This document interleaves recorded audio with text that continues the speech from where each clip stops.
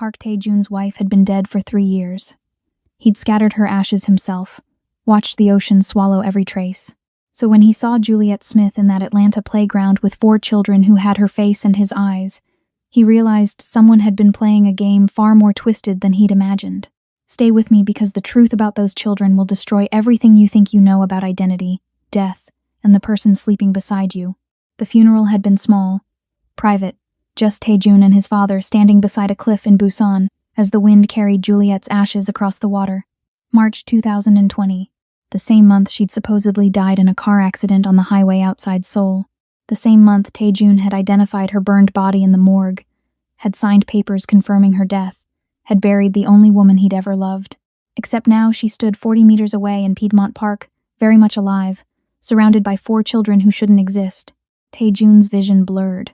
His hand instinctively moved to his chest where his heart hammered against his ribs. This wasn't possible. He'd seen her body, touched her cold hand. The dental records had matched. The DNA test his father insisted on had confirmed it. Juliet Park, née Smith, had died at 29 years old. He'd mourned for 3 years. So, who was this woman? The children moved in formation around her, 3 boys and 1 girl, all approximately 4 years old. The oldest boy had Tae-jun's sharp chin and Juliet's warm brown skin. The girl possessed Juliet's intelligent eyes and Tae-jun's intense focus. The twins were perfect combinations of both parents, impossible mirrors reflecting a past that shouldn't exist. She looked exactly like Juliet. Same height, same way of moving with liquid grace, same natural hair pulled back in intricate braids, same small mole above her left collarbone that he'd kissed countless times. But Juliet was dead. The woman noticed him suddenly. Her entire body went rigid. Fear flashed across her face, followed by something worse than panic. Recognition. She knew him. She'd been expecting this moment. The children immediately tightened formation, the oldest boy stepping forward protectively. They'd been trained for threat response. Who trains 4-year-olds for tactical situations? The woman spoke quickly to the children. They nodded in unison, began moving toward the parking lot with practiced efficiency. She walked toward Tae-jun instead, her shoulders squared like someone preparing for battle. She stopped 3 meters away, close enough to speak, far enough to run. "You're not supposed to be in Atlanta," she said. That voice, Juliet's voice, the same low rasp that used to whisper his name in darkness. "You're dead," Tae-jun heard himself say. "I watched you die." Something flickered in her eyes. "I know what you think you saw, but Tae-jun, I need you to listen very carefully. Those children," she gestured toward the parking lot where 4 small figures waited in a car, "are in danger. You being here puts them in more danger. You need to leave Atlanta, tonight. Forget you saw me." "Forget?" The word came out strangled. "You're alive. You've been alive for 3 years while I—" His voice broke. "While I grieved you. While I wanted to die every single day because you were gone." Her face crumbled for just a moment, showing pain beneath the mask. "I'm sorry. I'm so sorry. But you can't be here. He'll know. He'll figure it out. And if he realizes I'm alive, if he understands what those children are—" She stopped, seemed to reconsider her words. "Just leave, please." "Who's he?" Tae-jun demanded. "Who are you afraid of?" "Everyone," she whispered. "I'm afraid of everyone, including you." That hit like a physical blow. "Me? You think I'd hurt you?" "I think you'd choose loyalty over truth," she said. "I think when your father asks questions, you'd answer them. And I think those answers would get my children killed." His father. This was about his father. "What does Park Jin-woo have to do with any of this?" "Everything," she said. "He has everything to do with it. He's the reason I'm dead. He's the reason those children exist. He's the reason you're standing here thinking you've seen a ghost." She glanced over her shoulder at the car, at 4 small faces pressed against the window. "I have to go. If you ever loved me, Tae-jun, you'll forget this happened. You'll go back to Seoul. You'll let me stay dead." "Those children," he said. "They look like us.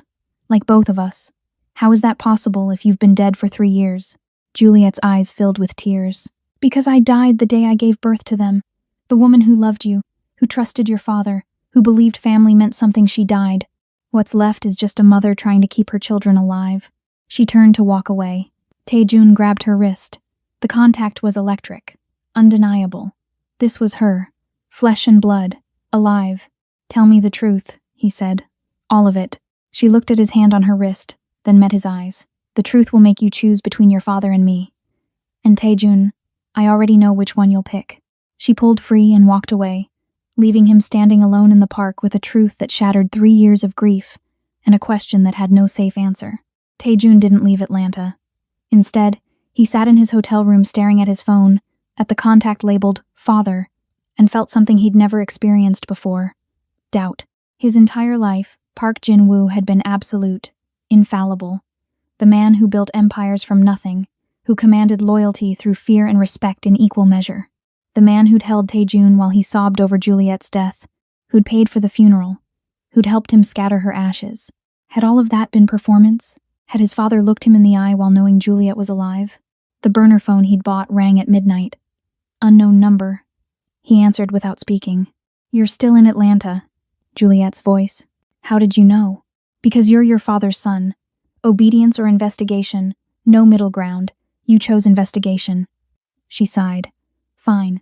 Tomorrow, 10 a.m., Centennial Olympic Park. Come alone. If I see anyone following you, if I sense surveillance, I disappear and you never find us again." The line went dead. Taejun arrived at 9:30, checked the perimeter, identified exits, old habits. By 9:45, he'd spotted her security. A tall black man in casual clothes, positioned near the fountain. A woman with a stroller that didn't hold a baby. Both professionals. Juliet appeared at exactly 10 a.m., without the children. She wore sunglasses and a Braves cap, anonymous in the morning crowd. They walked along the path in silence for several minutes. Finally, she spoke. The woman who died in that car accident was real. Her name was Kim Soo-jin, plastic surgery patient. Your father's organization arranged her procedures over 2 years, made her look exactly like me. Same height, same build, same dental structure. They used her body as mine. Taejun's stomach turned. "Why?" "Because 3 years ago, I discovered something about your father's organization. Something that could destroy him. He decided the easiest solution was making me disappear. But he needed you to believe I was dead, needed you to stop looking for me. So he created a body." She stopped walking, turned to face him. "The car accident was staged. Soo-jin was already dead when they burned the vehicle. Your father made you identify her as me, made you bury her, made you mourn. That's impossible. I saw her. I knew her body, Juliet. I knew you. You saw what grief expected to see. A burned corpse. Dental records that matched because he'd had Soo-jin's teeth altered. DNA that matched because..." She stopped, seemed to wrestle with whether to continue. "Because what?" "Because he had samples of my DNA from the fertility clinic we'd used. He planted them. Made you believe the science confirmed what your eyes saw." Taejun leaned against a wall, feeling his worldview collapse. "The children, how?" "Fertility treatments worked. I was 8 weeks pregnant when I discovered what your father was planning. I ran. Went underground with help from people he doesn't control. Gave birth in a clinic off-grid. Raised them in hiding." She removed her sunglasses, let him see her eyes. "They're ours, Taejun. Naturally conceived, naturally born. The only real thing in this nightmare of manipulation. Why not contact me? Tell me you were alive? Because you'd tell him." Her voice was flat. "Maybe not intentionally. Maybe you'd think you could protect us, but you'd tell him, and he'd take them, use them, turn our children into weapons or leverage or pawns in whatever game he's playing." "I wouldn't." "You already did," she interrupted. 3 years ago, when I tried to warn you about his plans, when I showed you evidence of what he was building, you went to him with questions. You chose loyalty. So I chose survival." The accusation hung between them like smoke. "I was trying to understand," Taejun said. "Trying to believe my father wasn't a monster? But he is. And you've spent your whole life knowing it and pretending otherwise." She put her sunglasses back on. "The children are safe as long as he thinks I'm dead. The moment he knows I'm alive, they become targets. So tell me, Taejun, what are you going to do? Call your father? Or choose us?" He looked at this woman who'd died and been resurrected, who'd carried his children while running from his family, who was asking him to betray the only father he'd ever known. "I choose you," he said. "I choose them. But I need proof. I need to see evidence of what he did before I can burn that bridge forever." Juliet studied him for a long moment, then nodded. "Then follow me." "But Taejun, once you see the truth, you can't unsee it. And what comes next will require you to become someone your father never trained you to be." "What's that?" "A good man. The storage unit sat in a nondescript facility in Marietta. Juliet entered a code, pulled up the door, revealed years of documentation. File boxes stacked floor to ceiling, hard drives, photographs, bank records. Evidence of an investigation that had consumed her life. "I've been building a case for 3 years," she said, pulling out files. "Everything your father did, who he killed, how he manufactured my death, the extent of his organization. I have testimony from Sujin's family, medical records showing her surgeries, financial trails proving payment. I have everything." Taejun opened a box. Inside, photographs of him, at the morgue, at the funeral, at his apartment in Seoul, staring at walls, drowning in grief. Someone had documented his suffering. "Who took these?" "I did," she whispered. "I needed to see you were grieving. Needed proof you believed I was dead. If you'd shown doubt, if you'd kept searching, your father would have known the deception hadn't worked. Your grief was my alibi." He looked at photo after photo of his own destruction. Saw himself becoming hollow, becoming someone who existed but didn't live. "You watched me fall apart. Every day. Every single day I wanted to tell you. But the children..." Her voice broke. "I had 4 babies who needed to survive more than you needed closure."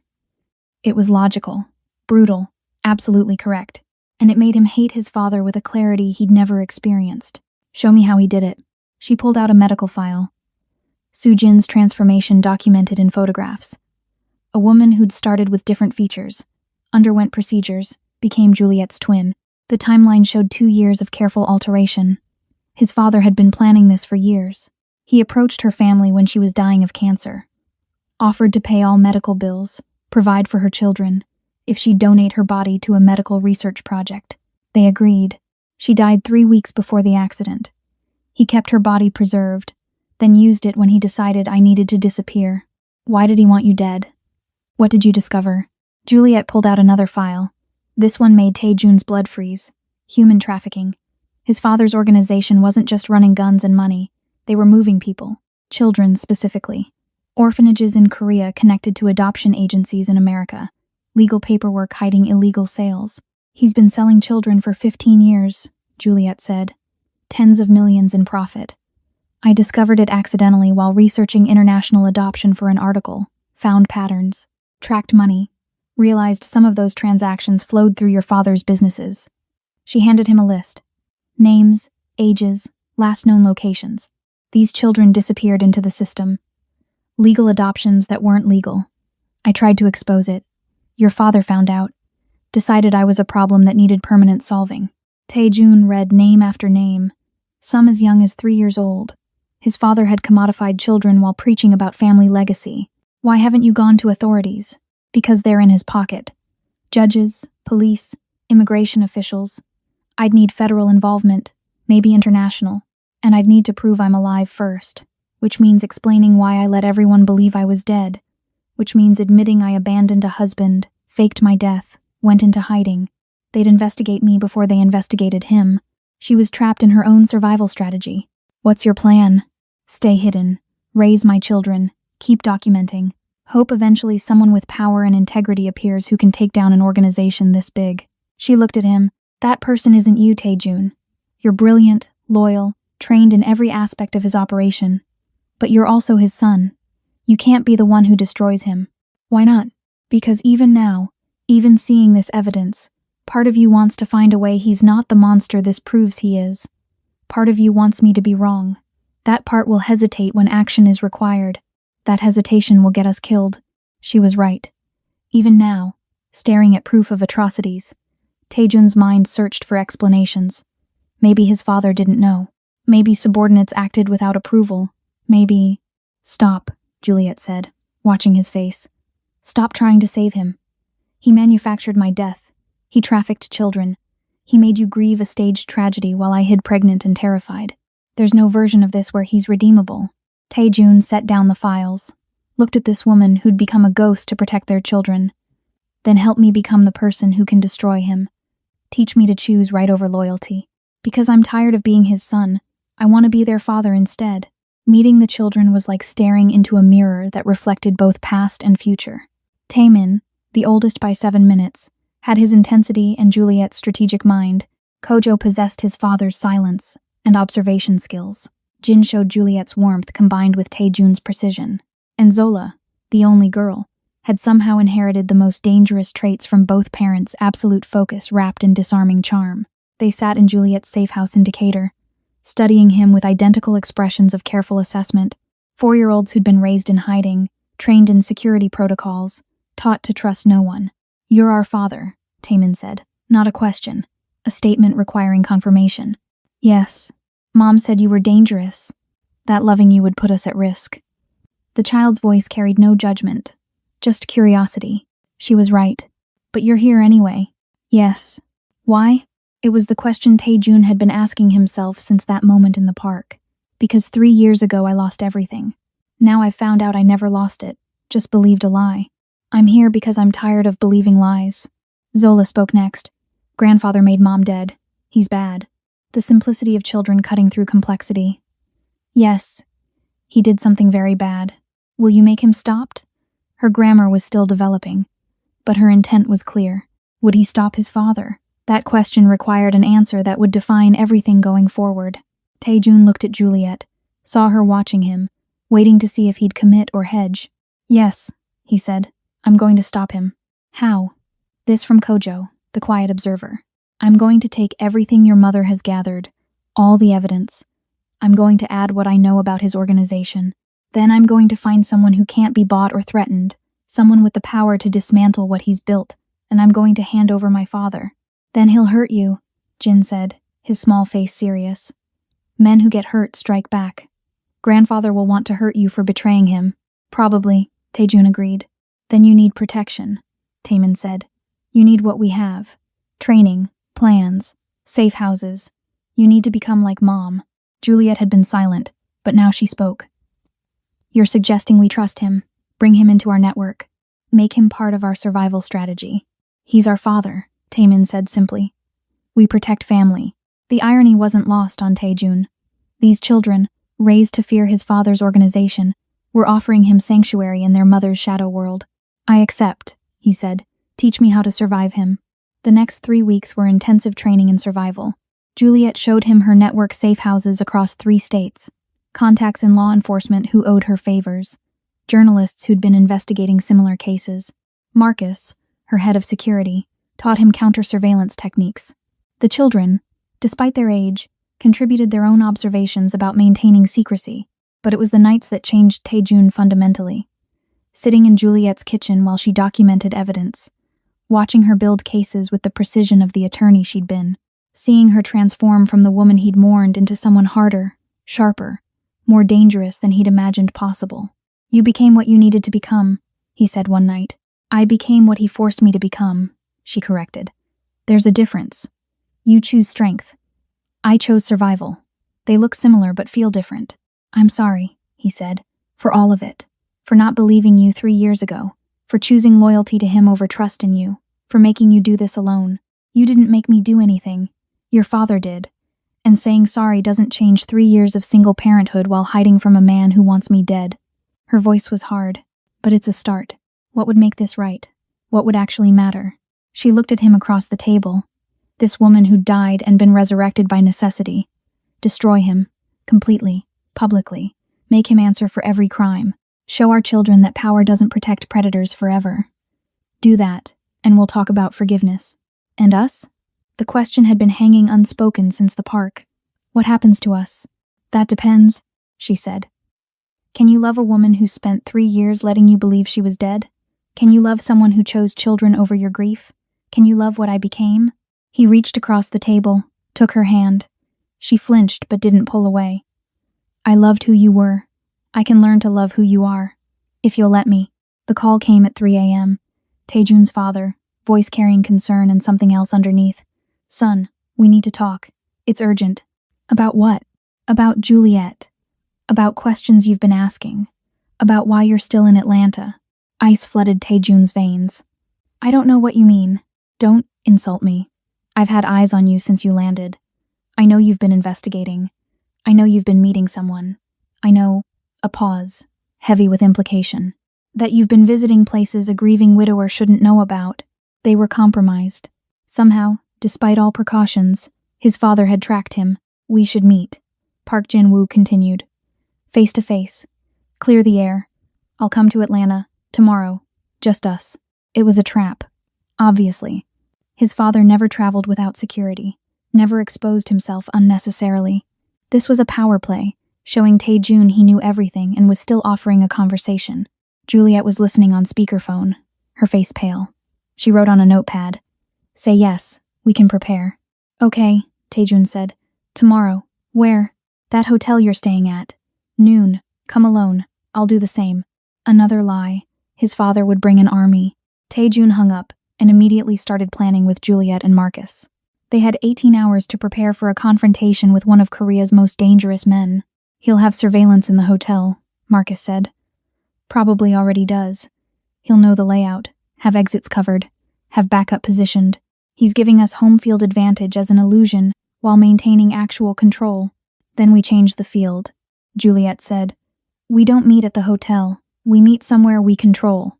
Somewhere public enough that he can't make us disappear, but private enough for honest conversation. He won't agree to change locations, Tae-jun said. Then we don't give him a choice. We ambush his ambush. She smiled, and it wasn't pleasant. Your father thinks he's playing chess. Let's show him we're playing something more dangerous. The Georgia Aquarium at opening time. Tourists and school groups providing cover. Security cameras everywhere, making violence risky. Multiple exits, but enough structure to control movement. They arrived early, positioned Marcus and his team. Juliet stayed hidden with the children in a nearby safe house, ready to disappear if things went wrong. At noon exactly, Park Jin-woo entered alone. Actually alone, which surprised Tae-jun until he realized his father had probably positioned people outside. He looked older than 3 years should have made him. Grayer. More tired. You changed locations, he said in Korean. Clever. I learned from the best, Tae-jun replied. Tell me about Juliet. His father's expression didn't change. She died 3 years ago. You were there. You buried her. I buried Kim Soo-jin, a woman you surgically altered to look like my wife, a woman whose body you used to stage Juliet's death. Still no reaction. Park Jin-woo was a master at controlling his face. Why would I do something so elaborate? Because Juliet discovered your child trafficking operation. Because she was going to expose you. Because murdering her outright would create questions, but making her die accidentally solved everything. Finally, a flicker. Not guilt. Irritation. You've been talking to someone. Someone feeding you creative fiction. I've seen the evidence. Medical records. Financial transactions. Testimony from Soo-jin's family. I know what you did. Park Jin-woo sighed. Looked around at families enjoying the aquarium. At children pressing hands against glass watching fish. Those children, he said quietly, needed families. We provided families.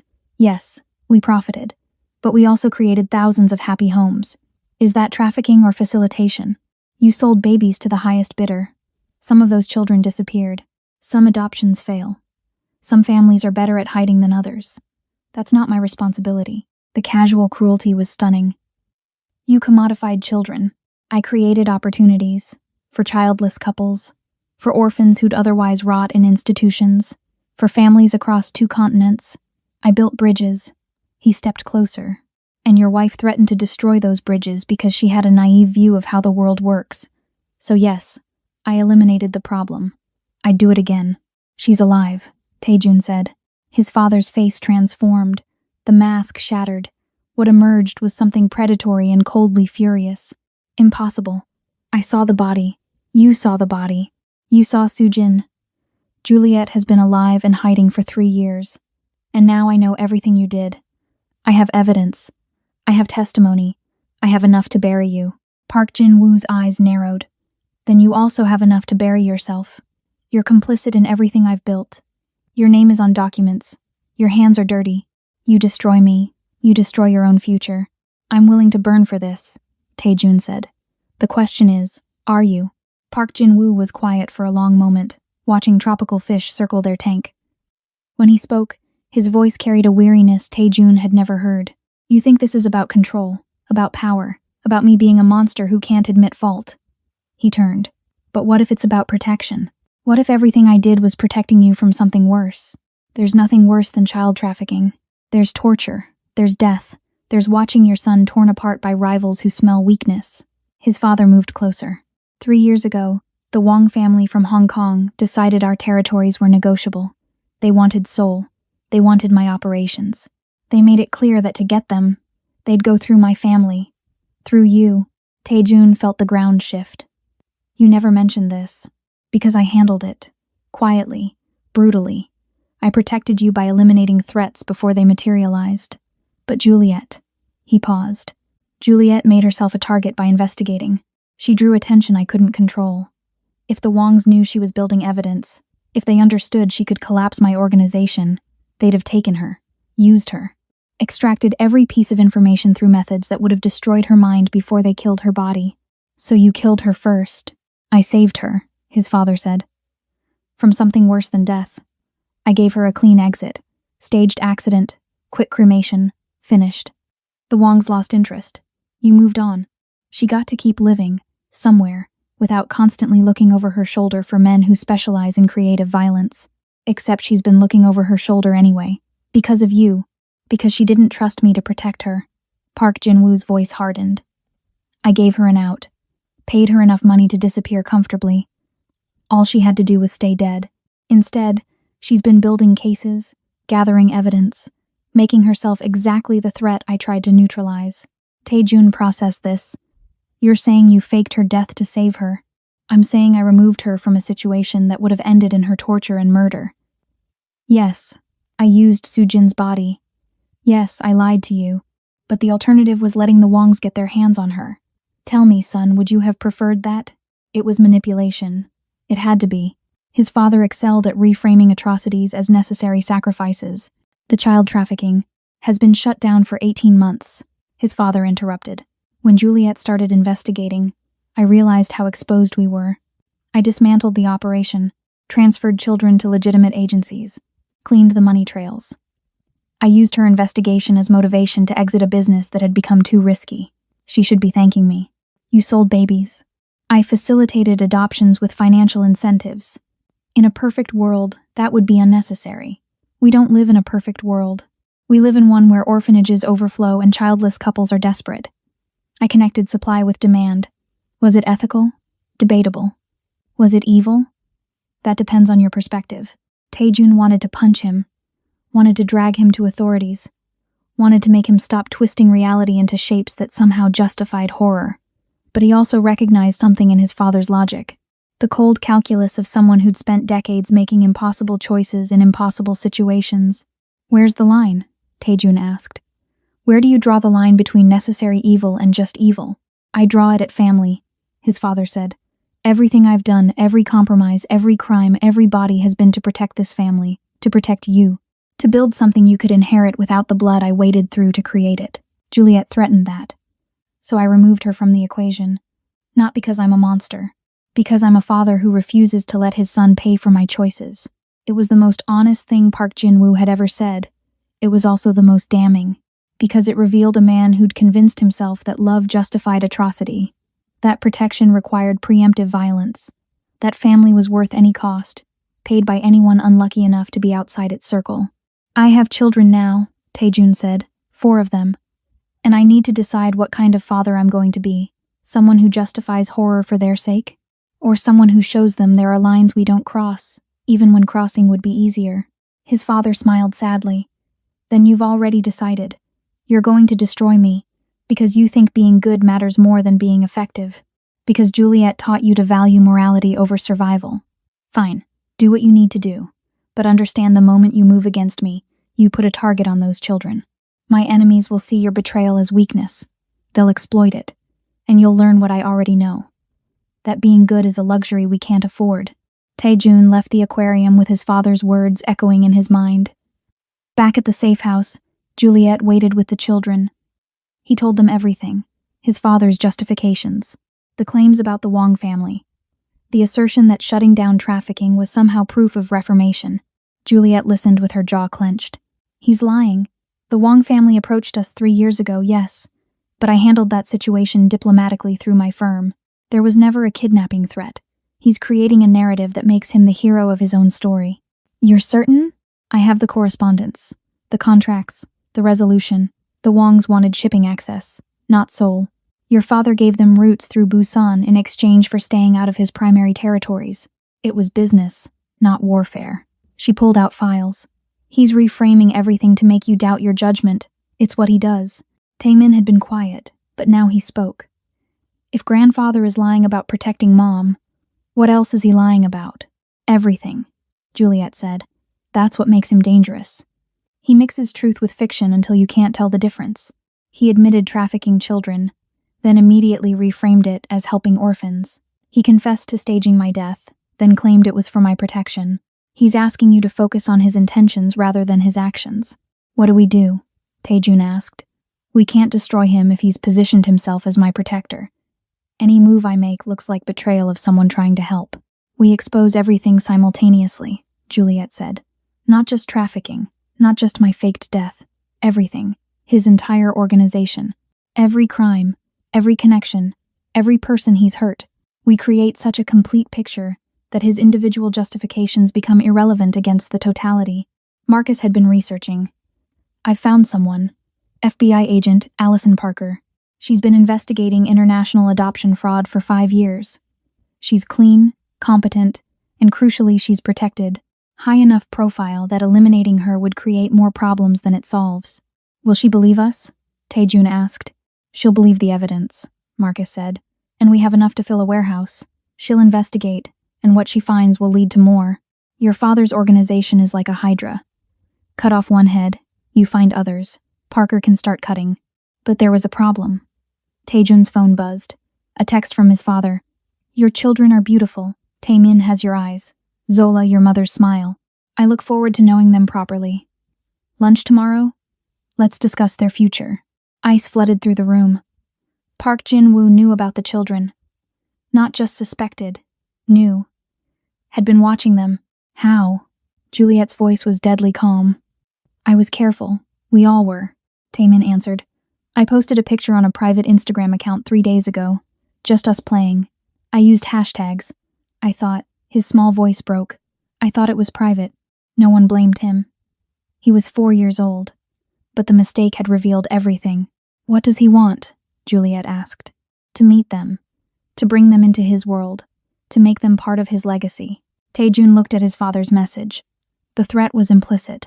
Play along, or the children become targets for his enemies. Resist, and they become leverage. We accelerate everything, Marcus said. We get Parker here tomorrow. We hand over evidence. We put your father under federal investigation before he can move. He'll disappear, Taejun said. The moment he smells law enforcement, he'll vanish. He has resources in 12 countries. Then we make him stay, Juliet said. We give him something he wants more than escape. What could he possibly want that much? Redemption, she said. Or what looks like it.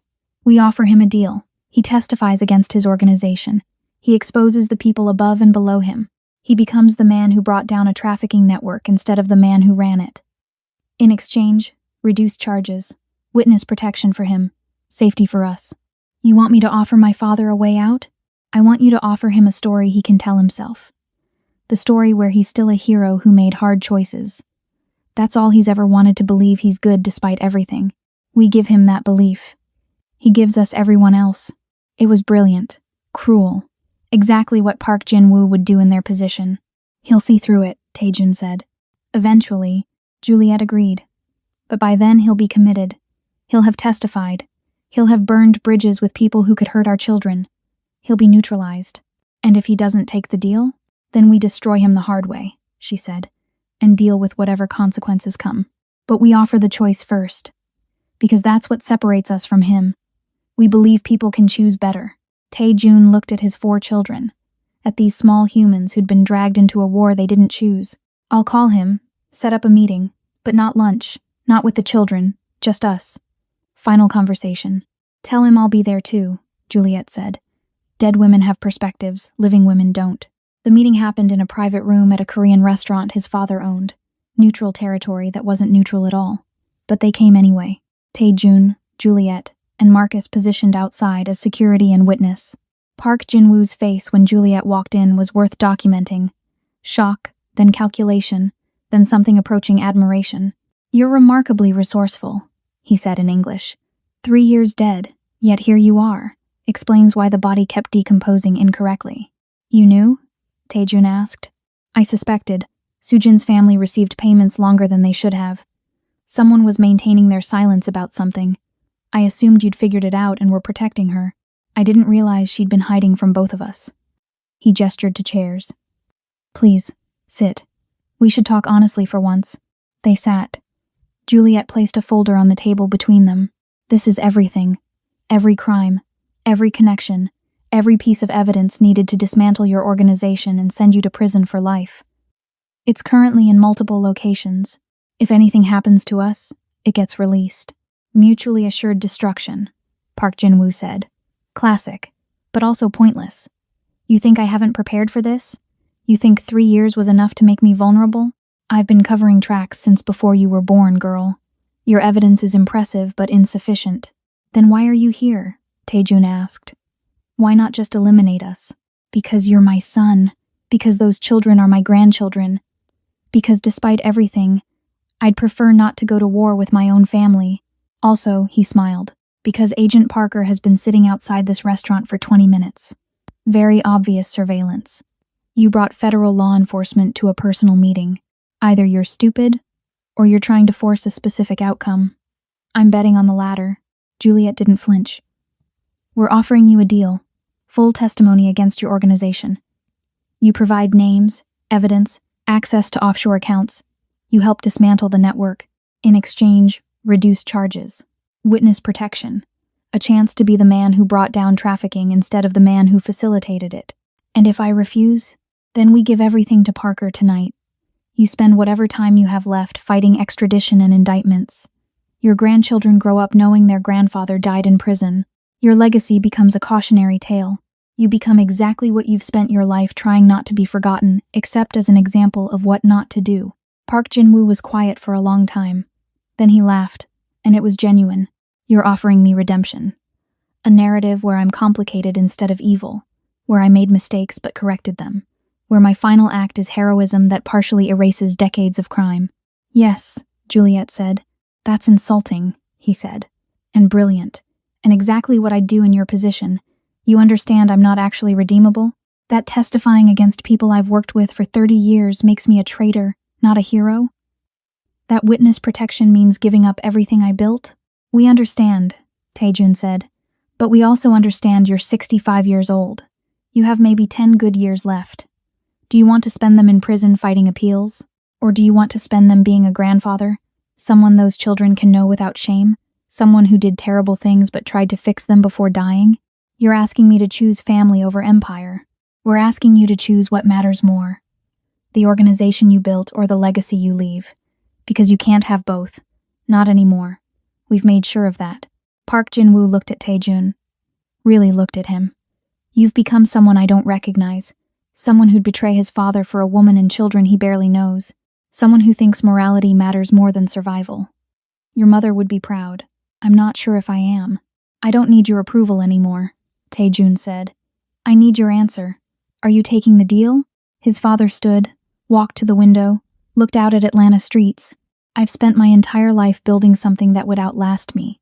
Something that would make the park name mean power. And you're asking me to destroy it, to become a cautionary tale instead of a legend.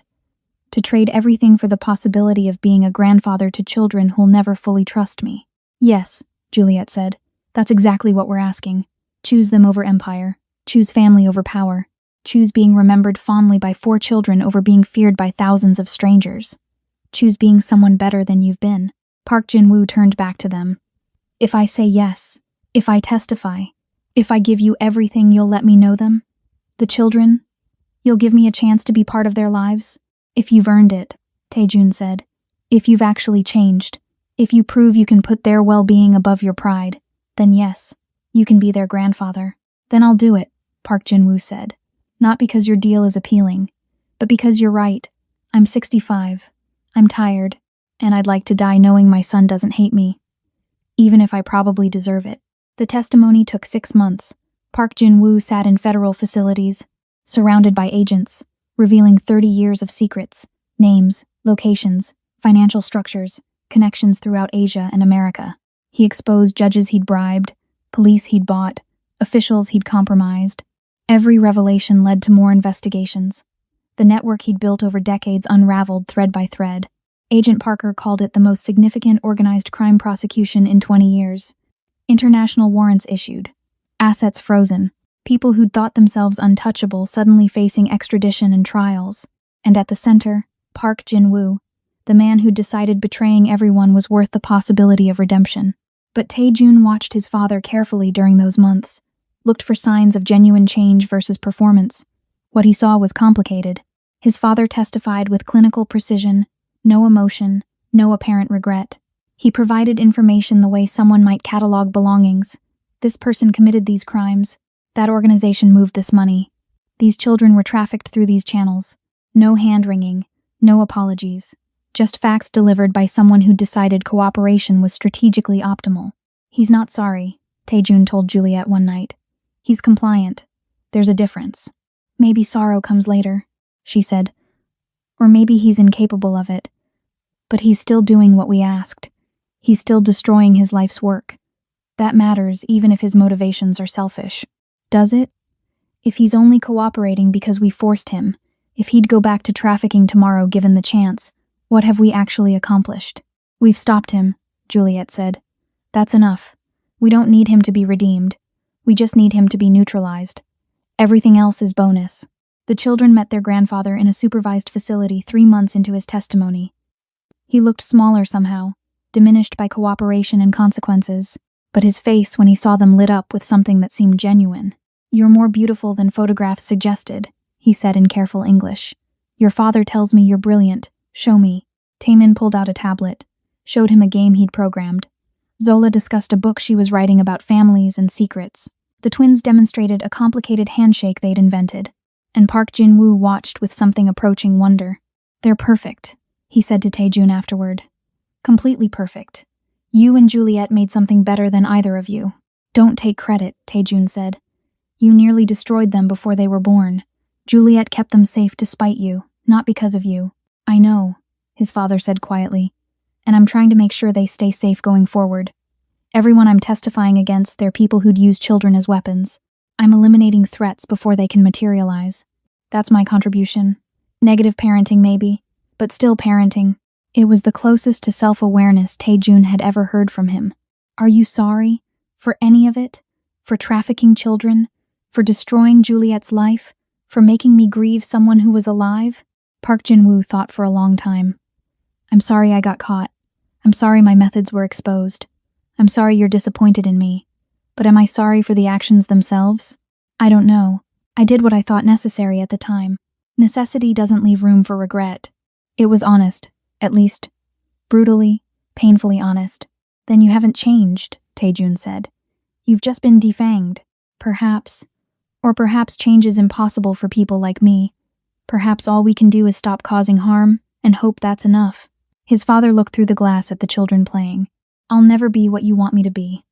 I'll never be someone they can admire without reservation. But I can be someone who stopped. Someone who chose differently at the end. Is that worth anything? I don't know, Tae-jun said honestly. Ask me in 10 years. The trials concluded 18 months after that first confrontation in the aquarium. Park Jin-woo received a reduced sentence, 15 years with possibility of parole after 8. He'd be 80 years old when released. Old enough that whatever damage he could do would be limited. He was transferred to a federal facility in minimum security, allowed visits, allowed communication, allowed to be a grandfather from behind glass and monitored phone lines. Juliet and Tae-jun had married quietly during the trials. No ceremony, just paperwork making official what had never really ended. They bought a house in Virginia, far from Seoul and Atlanta both, started over in a place where their names meant nothing, and their past was private. The children thrived. Taemin showed interest in law. Zola studied computer science. The twins discovered music.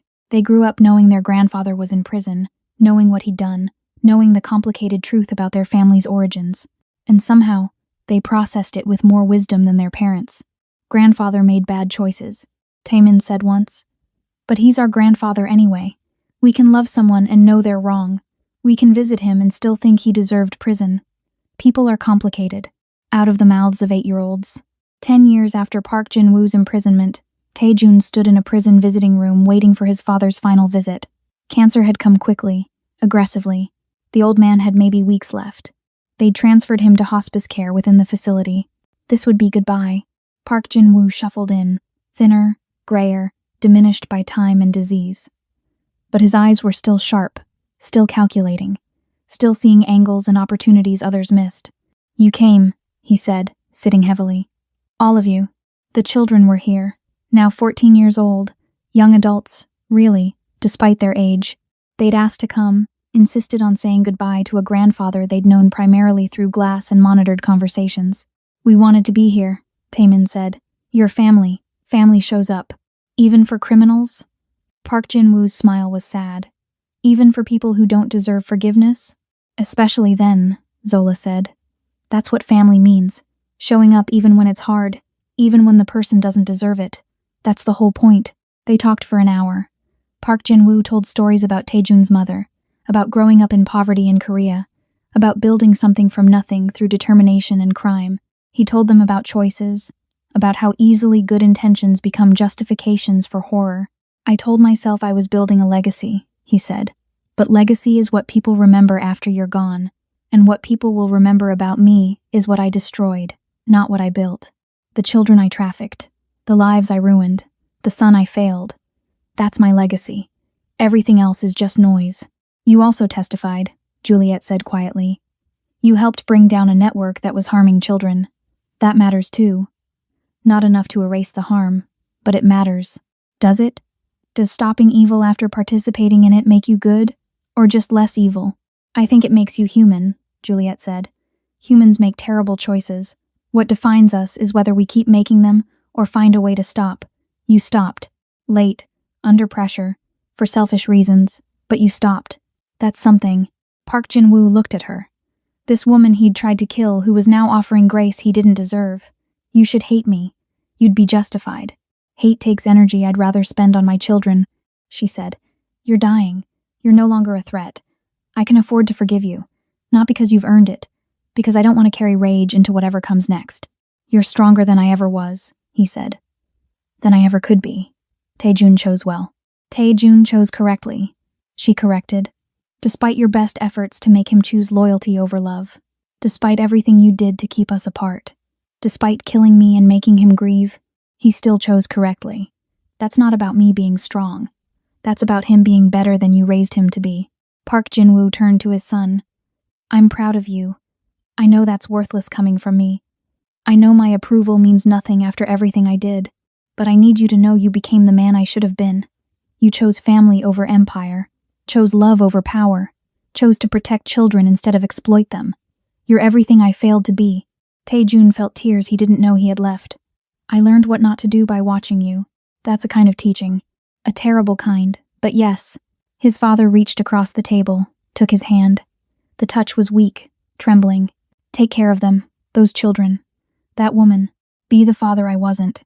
Build something that doesn't require blood and lies. Show them that our family can be more than what I made it." "I will," Taejun promised. "I am." Park Jin-woo looked at each of his grandchildren in turn. "You four, you're my redemption. Not because of anything I did. Because despite everything I did, you exist. You're good. You're kind. You're strong. You prove that damage doesn't have to be hereditary. That we can break cycles if we're brave enough to try. We'll remember you," Kojo said. "Not just the bad parts. All of it, the complicated truth. You were our grandfather. You did terrible things. You tried to fix them too late. You were human. That's what we'll tell our children someday. That you were complicated and flawed and human. That's more than I deserve," Park Jin-woo said. "But I'll take it. Thank you, for coming. For giving me this. For letting me die knowing someone will remember me as more than just a monster." He died 3 days later. They held a small funeral. Just family. No one else came. No one else cared. His empire had crumbled. His associates had scattered. His legacy was a series of criminal cases and cautionary tales. But 4 children remembered a grandfather who taught them about consequences, about how choices compound over time, about how redemption is complicated and forgiveness isn't earned but sometimes given anyway. And that, perhaps, was enough. Some people teach us how to live. Others teach us how not to. Both lessons have value. Both shape who we become. The question isn't whether we come from damage we all do. The question is whether we choose to pass that damage forward or break the cycle and build something better. Thank you for experiencing this journey of complicated redemption, impossible forgiveness, and the families we build from broken pieces. This story pushed boundaries because real families are messy, forgiveness is complicated, and sometimes the people who hurt us most are the ones we still love. If this story made you think about your own complicated family dynamics, about forgiveness you've given or withheld, about cycles you're trying to break, I want to hear from you. Share your thoughts. Tell me your stories. Let's have honest conversations about the gray areas where love and harm coexist. Your engagement helps me create stories that reflect real human complexity instead of easy answers. Until next time, remember, you get to decide what parts of your family legacy you carry forward and what parts you leave behind. That's your power. Use it wisely.